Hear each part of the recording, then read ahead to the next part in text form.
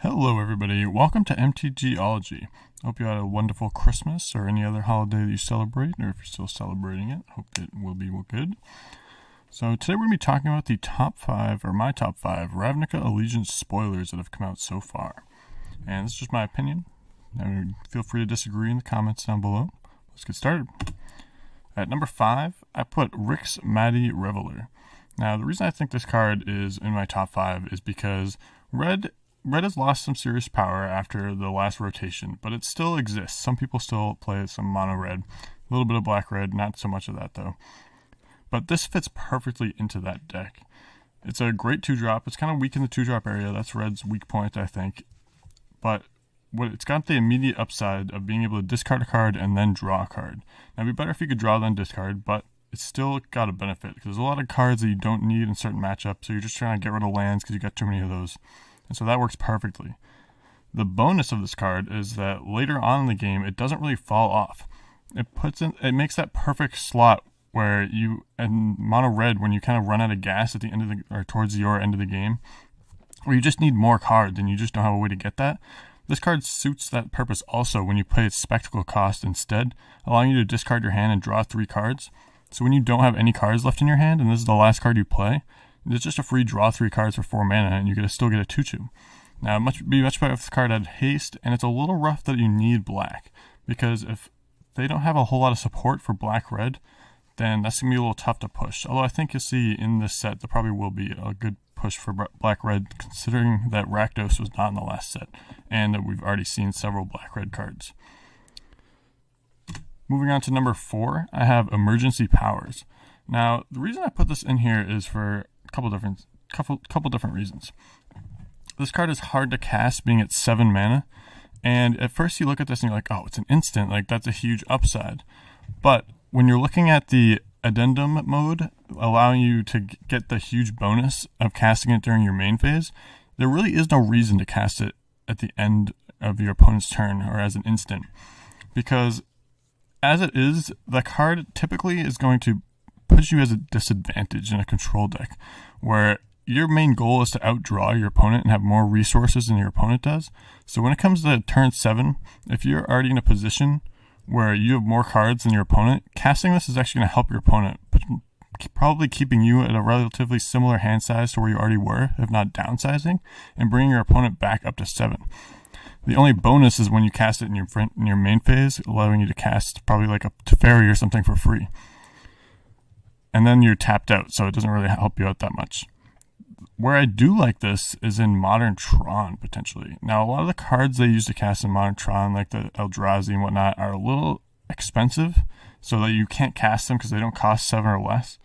But you can use it to cast like Karn or Wormcoil Engine, or some of the smaller things in it, and it allows you to redraw all those bigger spells after you've already kind of like gone through your deck, or reduced your hand size just to try to find the correct land ramp. At number 3, we got the reprinting of Mortify. Now, I really like this art, but Mortify is just a solid card, kind of like a murder with an upside. You know, 1 colorless, 1 white, 1 black. Classic card. It's just destroy a creature or enchantment at instant speed. The reason I put this in my top 3 is it's really good with being able to kill cards like Search for Iskanta or History Benalia. Even though History Benalia, like, it's already going to be able to have one of its modes before you cast the spell. But the fact that you can just use it as a murder card and still be able to hit those extra enchantments without adding anything from your sideboard is kind of a huge deal.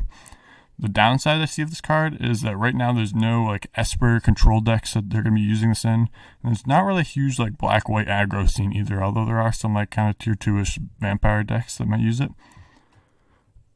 Although, if we do see a push for Black-White and Azorius in this next set, with some other good cards, we might be able to see an Esper control deck kind of forming where I think this would fit well.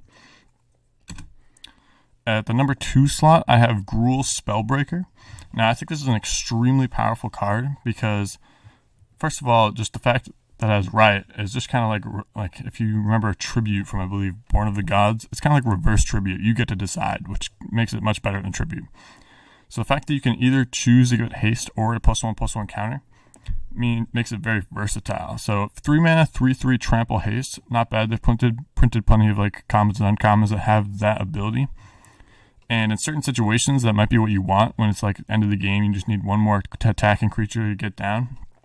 What this is also good for is that if you're on the play and you're playing against a control deck that's playing 3 mana counter spells that they can't counter this yet, or they're playing the that 3 mana board wipe, the Deafening Clarion, then putting that +1/+1 counter on it is going to allow you to avoid getting killed from Deafening Clarion.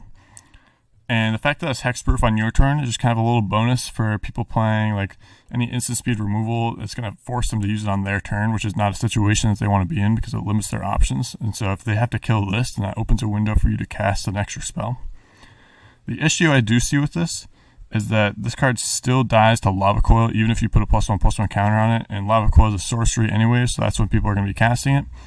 But that's really only one major card that's going to take care of this easily, and Lava Coil dominates everything, so I think this is a really strong card. The only downside I see is right now, again, there's no Gruul deck really in existence, but I think, especially with this card, that we might be seeing some Gruul or some red, green, black decks coming out of this next set. And at the number 1 spot, I have Afrace, or if that's really even how you say it, not exactly sure what the English name would be. If it's not that, it might just be that. But we got black, red, instant, rare. It can destroy an artifact, creature, or planeswalker. And so, if you remember back in Theros, people playing Hero's Downfall, now that card fit perfectly into the Abzan decks that existed then. Being able to destroy a creature or a planeswalker at instant speed was phenomenal, no downside. And I think this card is a little tricky because it doesn't fit into that, obviously, like the Abzan kind of deck. And it really doesn't fit into any deck that exists right now. But again, if they're pushing Rakdos, then I think that this is going to be an excellent card for them. The fact that it just adds an artifact to the other pieces means if any artifact decks are in existence or there's any important artifacts that are going to come up in some weird decks, then it's just, an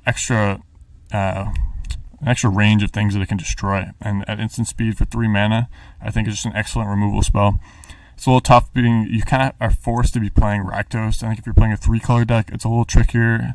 Although there are good lands for the mana base in Standard right now, especially if they print some more of those untapped dual lands. So I think we'll be seeing a lot of this card, especially if Rakdos comes into fruition, which I believe it will. And so, yeah, that's my top 5. That's going to be it. Thank you for watching. If you like what you see, hit that like or subscribe button down below, and we'll see you in the next one.